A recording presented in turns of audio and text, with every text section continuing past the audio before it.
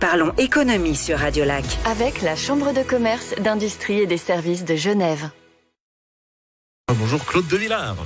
Rebonjour. Directeur du groupe De Villard. Rebonjour à vous Alexandre Rossetti. Rebonjour. Directeur de la boîte à images. Vous êtes mariés, vos entreprises en tout cas. Félicitations. Merci. Merci, je vous confirme que c'est que les entreprises.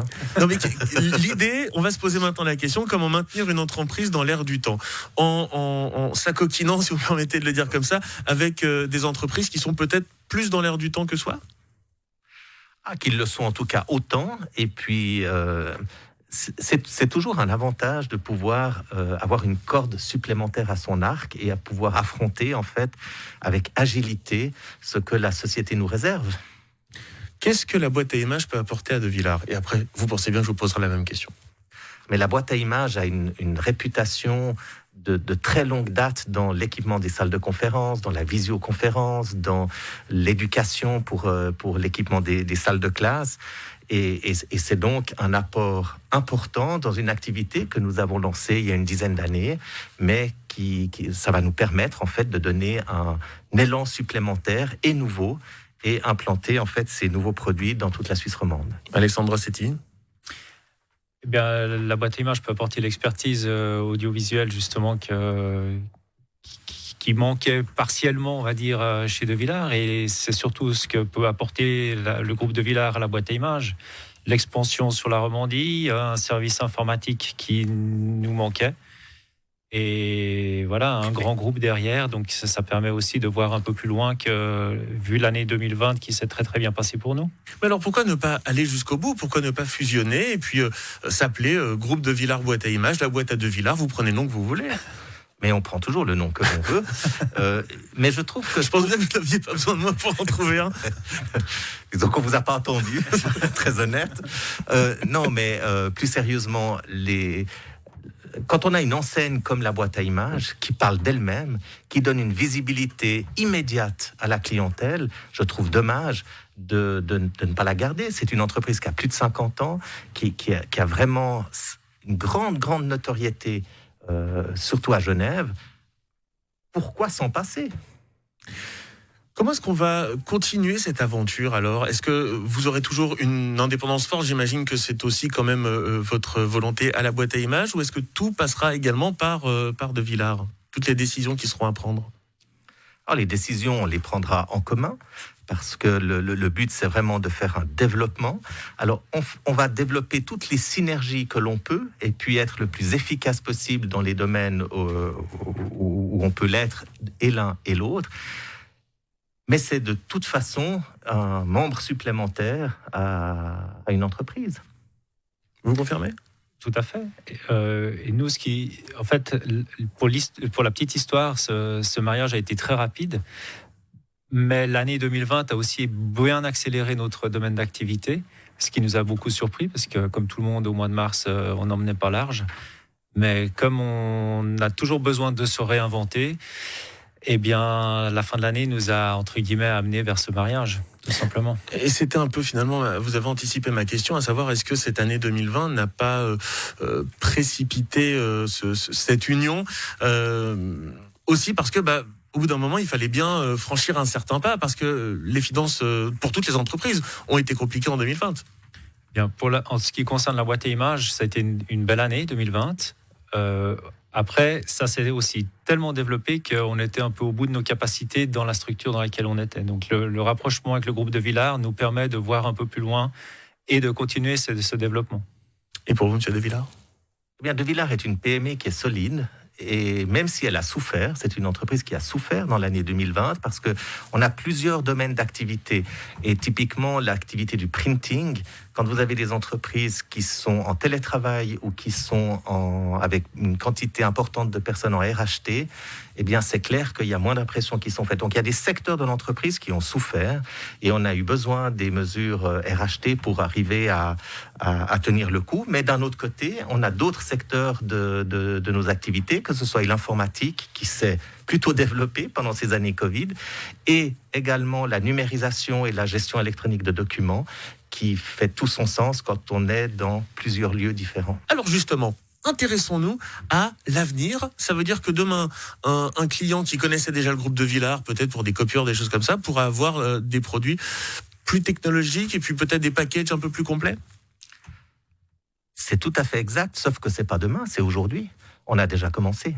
Qu'est-ce que vous leur proposez, par exemple, de différent immédiatement pour un client classique du groupe de Villars? Alors, toute une panoplie en fait d'écrans de toute taille, toute forme différente, interactifs ou non interactifs, afin de pouvoir illustrer le document d'une manière visuelle.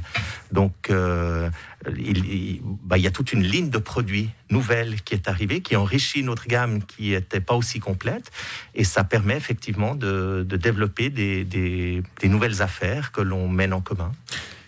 Et là on va être très concret, qui va les vendre? C'est le groupe de Villars, c'est la boîte à images, qui est le commercial finalement? Le commercial, c'est le groupe, c'est-à-dire que si c'est un client de Villars, ça sera un vendeur de Villars. Si c'est un client de la boîte à images, mais ce sera toute une espèce de collaboration en interne. Il n'y a pas forcément une grande différence dans tout ça. Ce qui nous apporte, c'est d'avoir une synergie et puis de pouvoir développer en commun les nouveaux produits, pour ce qui est des écrans qui n'étaient pas dans ce catalogue de la maison de Villars. Et j'imagine quand même que dans une entreprise comme de l'autre, il a fallu former aussi vos personnels à mieux connaître les autres produits. Alors ça c'est pas rien. Ce n'est pas rien, mais c'est pas propre au rapprochement de la boîte à images et de Villars. On le fait au quotidien avec tous nos produits depuis plus de 50 ans. Parce qu'on est dans des domaines où la technologie va très vite et on ne peut pas être distancé.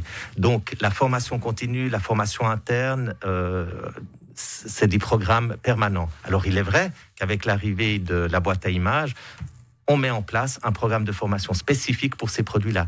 Mais ce n'est pas un cas unique. Est-ce que c'était dire quelque chose ou tout a été dit? Je crois que de ce côté-là, tout a été dit.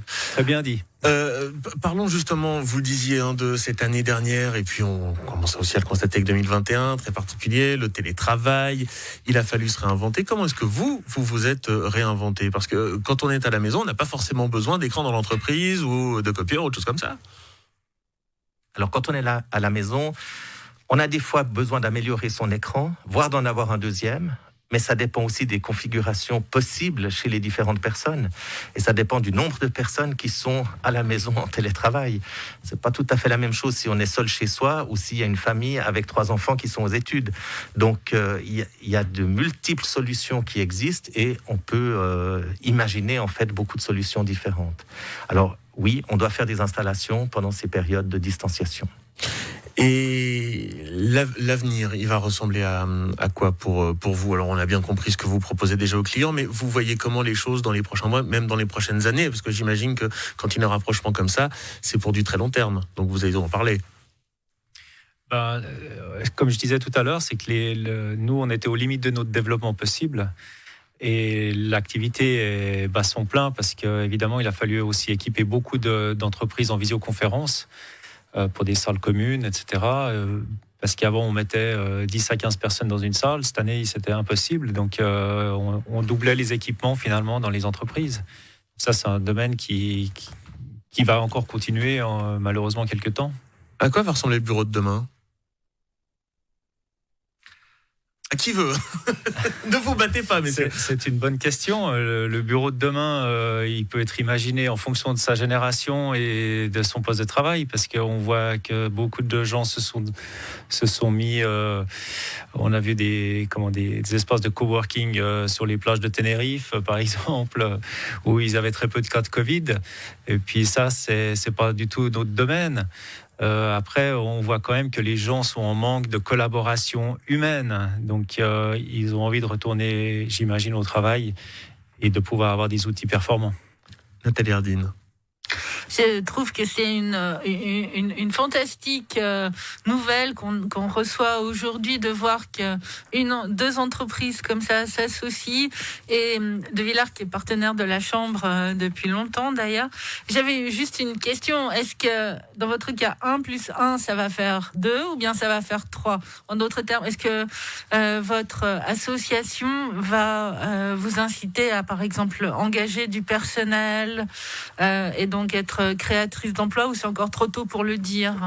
Ah non, c'est tout à fait le cas. Ça a déjà commencé. On est déjà en recherche de renforts parce que c'est pas 1 plus 1 égale 3, mais c'est 1 plus 1 égale 6 au carré parce que on veut être actif dans tous les cantons romans et on veut développer dans tous les cantons romans. Donc il y a une véritable opportunité. Il y a une fenêtre de tir aujourd'hui pour le développement de ce business-là et on s'associe justement pour cette raison-là, pour mettre toutes les forces ensemble dans la bataille pour gagner. Et puis, par rapport au bureau du futur, bien malin celui qui peut dire comment sera le bureau du futur. Mais il y a une chose qui est certaine, c'est que l'image prendra toujours plus de place. Le mot de la fin, parfait, de Claude de Villars, directeur du groupe de Villars. Alexandre Rossetti, directeur de la boîte à images. Merci beaucoup d'avoir été avec nous. Et excellente question de Nathalie Hardin, je vous remercie. Parlons économie sur Radio Lac. Avec la Chambre de commerce, d'industrie et des services de Genève.